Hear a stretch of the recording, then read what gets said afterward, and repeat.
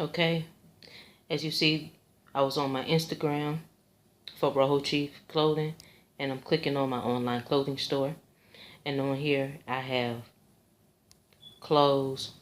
I got hoodies, sweatshirts. You know, if you like to buy them, long sleeve, short sleeve.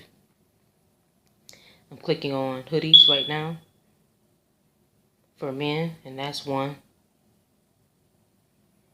And then I'm clicking back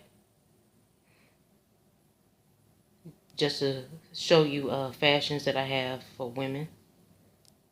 Like I have long sleeve shirt. Okay. Then I even have clothing for babies as well. And kids. So that's the onesie. You can get that in different colors. As well as t-shirts, hoodies, and long sleeves for kids. So now, let's get ready for the show. The books I was looking at that I told a couple of people about, it has all the slave records of the ships in Virginia, and a lot of the slave ships are coming from Barbados and Massachusetts and other places in America. Now you would think the majority of the ships would be coming from Africa, but they are not. The slave trade itself had been abolished way before 1865. The first Slave Trade Act of the United States was actually in 1794. Okay. And let me put my glasses on again. And it was a law that was passed by the United States Congress that limited the United States involvement in the slave trade. It limited their involvement, but it didn't stop it. There were several amendments that were added to that, trying to strengthen the act, and they finally came out in 1807. It came out, as a matter of fact, on March 2nd of 1807, and it was a bill that was called, and I have to read it, an act to prohibit the importation of slaves into any part or place within the jurisdiction of the United States from and after the first day of January in the year of our Lord, 1808. So, what this means is that what was to begin on January 1st of 1808 is that they were supposed to be outlawing the importation of slaves. Now, what we have to realize is that this was the importation, or bringing them to the shores of the United States. That was outlawed. One thing, though, that it did not outlaw, and that was slavery. All right, and let's talk about that for a moment, because I think this is why I wanted to bring this up. Negroes became equivalent to slave. Or really, actuality, slave became equivalent to Negro. Correct, because the Negro, we were being called Negro from the time of their arrival. Yes. And so that Negro became synonymous with being a slave. Where if you were a Negro, then by law, then you had to be a slave. And by law, if you were a slave, then you had to be from Africa, and thereby stripping our native or our indigenous roots away from us legally. Yes. Now I have a quote here. We were talking about slaves and the intermingling of the two cultures and percentages and numbers, since people want to talk about blood quantum, and you don't really have native in your blood. So let's go over the quote. Okay, well, one of them is addressing the intermingling of the peoples. And this one is coming from Slavery in the Cherokee Nation by Patrick Mingus, that is stating that during the transitional period from 1650 to 1750, Africans and Native Americans shared the common experience of enslavement. This sharing of lives often led to marriage. The intermarriage of Africans and Native Americans was facilitated by the disproportionate number of African male slaves to females, which was, here it says 2 to 1, but it was actually more than that. And the decimation of Native American males by disease, enslavement, and prolonged war against the colonists. Okay, and so basically what they're saying is that they were they were removing the Native American men and introducing the African men into the population in order. You do not have Indian up in your family. Okay. I find that very interesting. I want to read a little bit more of that statement, though, because it goes on to say, as Harvard University historian Louis Gates Jr. wrote in 2009, only 5% of all Black Americans have at least 12.5% Native American ancestry, the equivalent of at least one great-grandparent. So he's saying that only 5% of Black Americans have Native in their family. Okay. Where would he get that number from? Do you know? That I have no idea. We need to ask him. Okay. So, but let's look at some real numbers. Well, before we look at numbers, let's look at a statement. Okay.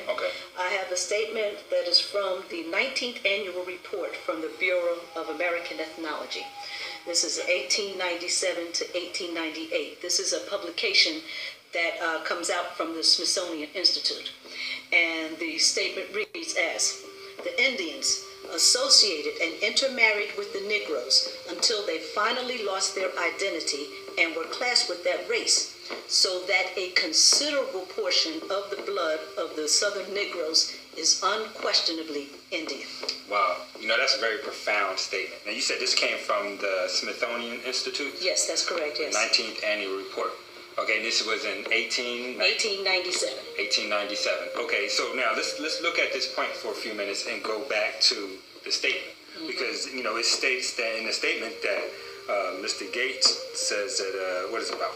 5% of Black Americans have Native in their blood. And here we have have the state, from the Smithsonian Institute. Right, and they did this for the state so that they could give an appropriate proportion of, what was really going on culturally here in the United States. That's correct, yes. And in that statement, it says, well, first it says that the Indians associated and intermarried with the Negro. Now, again, Negro is a term that they use to classify the indigenous population since the time of their arrival. So as you heard in the previous clips by Indigenous Education, they basically broke down how there were American Indians in slavery as well as African people in slavery. And then Tasha She had explained how there weren't many slave ships coming from Africa, but they actually was coming from the Caribbean. And then Indigenous Education basically told you how American Indian males, especially from the Cherokee Nation, was taken away and brought to the Caribbean to be slaves. And then they had used African males that they was bringing in to the slave plantations.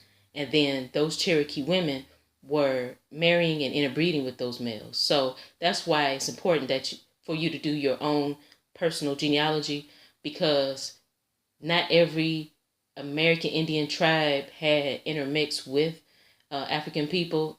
But if you do have African ancestry, more than likely it would have been a male ancestor than a female ancestor. Okay, so that's why that's important. So now, moving on, it says there are large racial disparities in involvement with child protective services. Although 28% of white children experience an investigation by CPS before age 18, the majority of Black children, 53%, do. So that lets you know that the American Indians that was reclassified as Blacks, the indigenous population, that they are the target for children being basically taken away, kidnapped, and being put into the system. And for those of you that may not know, that when your child is born, your child is really ward of the state, which means that they really have, quote unquote, ownership or custody over your child, unless you file the proper paperwork into the system in order for you to have ownership over your children. And James C. Lovett, he talks about this in his video, and I'm going to have his video next. All roads lead to Black Site 32. All right, in this particular video, we're going to be talking about taking control of the ownership of your children. Now, as always, none of this is legal advice. This is just information. Please make sure that you guys do your own vetting of the information and always operate as a neutral, peaceful person, non-belligerent, non-combatant, like your favorite man in dark blue and black, I guess, at this point in time. Though I'm always wearing almond. So, now a lot of us know that the state of all of them together are a PMA, it's a Private Members Association. They're so large that everybody in their group is called the public. They get jurisdiction over us and our children when we, because there's no law that requires biological mothers and fathers to register their offspring to a corporation. That would be slavery. If they force you to do things without paying you, that's peonage. It's a federal crime. Slavery, prostitution, trafficking, all that stuff is illegal in the United States of America. So what they're doing is they're bringing the children, us, and whoever else in as members. They're just members, okay? Members. So though you should comply with your county and have the birth recorded, you do not have to have a state of birth certificate. That's why the hospital offers you the heirloom version. And yes, though it is expensive, it is money well spent. And no, they will not typically add the cost of that to your bill. Okay, this is the scam. This is the setup, the rig up, all in its own. Buy it. Otherwise, they'll offer you the certificate of live birth. Okay, so now it's not, it's a certification that is of the live birth, so it is not the live birth, but it's of. So for normal purposes and things, it is valid and can be used anywhere. The lady will sneak in there or slither in there and say, "Oh, the state says you have to get a birth certificate." Really? See, now we call these ninja babies, ninja births. Okay, when you have one without getting that particular document. All right, watch that video for that information on how to take care of that. We're not going to go over that here. So please watch the other video and other videos alike.